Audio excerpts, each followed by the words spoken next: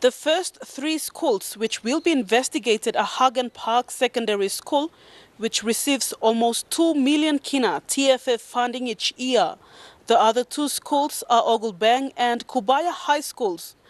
The Provincial Education Board has received reports of continuous misusing of school resources, such as the TFF funding. So that's why we have to come down and say, look, son, as a responsible body, we have to say, look, mate, what you're doing is not right. You better change, or you better do something so that you correct yourself, and then we get ourselves on the right path. PEB Chairman Pena says school principals are not taking the responsibility to manage their TFF components. Despite receiving more than 200,000 kina to 1 million kina each year, there are still no changes in the school's curriculum and infrastructure development. Karblong school, headmaster Karblong place blong. Checkbook slip inside on pocket blong headmaster. That is not supposed to be. So that is why we are trying to come in to make sure that principal must have a long walk long.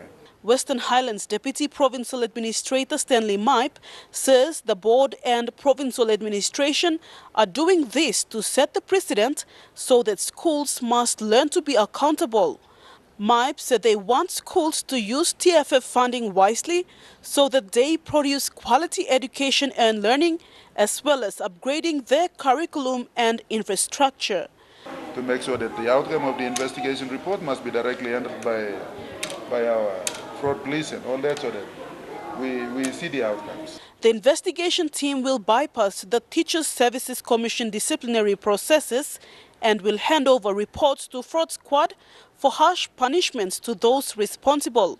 The board says TSC disciplinary process is lenient and outdated. It's when we believe that things are not working right, or learning is not taking place, or resources are being abused, we as a responsible body have to step in again. More schools will be investigated later, starting with high schools and secondary, later elementary and primary schools. All school principals are asked to prepare their files for the investigation team. Vasanata Yama, National Emtv News, Mount Hagen.